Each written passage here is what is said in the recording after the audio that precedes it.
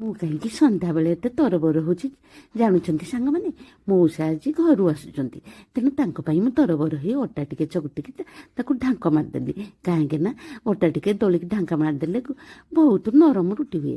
ତାପରେ ଫ୍ରିଜ୍ ଖୋଲି ଗୋଟେ ଉଲକୋବି ଥିଲା, ତାକୁ ଖୋଲି ଆଣିଲି, ତାକୁ କାଟି ପକେଇଲି ଟିକେ କଷା କରିବା ପାଇଁ। କାହିଁକି ନା ମଉସା ତାଙ୍କ ପାଟିଟା ଭାରି ଟେଷ୍ଟି। ହଁ, ଯେହେତୁ ଆଇଁଷ ନାହିଁ ତେଣୁ ଟିକେ ଟେଷ୍ଟି ଖାଦ୍ୟ ପନିପରିବାର ହେବା ଦରକାର। ତେଣୁ ମୁଁ ଉଲକୋବିକି ବହୁତ ସୁନ୍ଦର ଭାବରେ କାଟିଦେଲି ଛୋଟ ଛୋଟ କରିକି। ତାପରେ ମୁଁ ଉଲକୋବିକି ପ୍ରଥମେ ଭାଜିଦେଲି।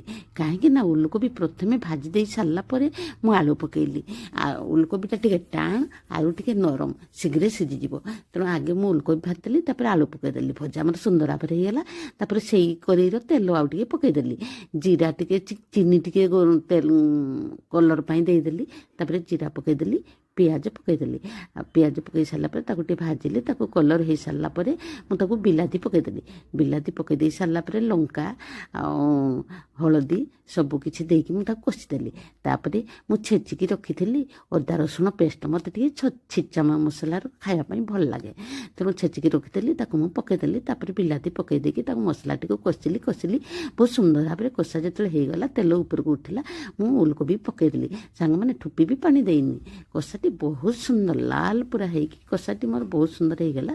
ତାପରେ ପାଣି ଟିକେ ମୁଁ ଅଳ୍ପ ଦେଇଦେଲି ଗ୍ରେଭି କରିକି। ତାପରେ ଦେଖନ୍ତୁ ମଉସା ତାଙ୍କର ପରିବା ନେଇକି ପହଞ୍ଚିଗଲେ ଦିତାଳେ।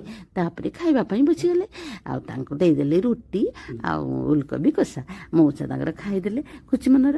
କାହିଁକି ନା ସିଏ ତାଙ୍କର ସେ କଷା ତରକାରୀଟି ତାଙ୍କୁ ବହୁତ ବଢ଼ିଆ ଲାଗୁଥିଲା, ତେଣୁ ସିଏ ବହୁତ ଖୁସି ମନରେ ଖାଇଦେଲେ। ତାପରେ ମୁଁ ବି ନେଇ ଆସିଲି ରୁଟି ଆଉ କଷା। ତାପରେ ମୁଁ ଖାଇଦେଲି। ଆଉ ଆପଣ କେବେ ଉଲକୋବିରେ ଏମିତି କଷା କରିଛନ୍ତି ନା ନାହିଁ ସାଙ୍ଗମାନେ? ମୋତେ ନିହାତି କହିବେ। ଆଉ ମୋ ଭିଡ଼ିଓ ଯଦି ଭଲ ଲାଗୁଛି ଲାଇକ୍ ସେୟାର ନିଶ୍ଚିନ୍ତ କରିବେ।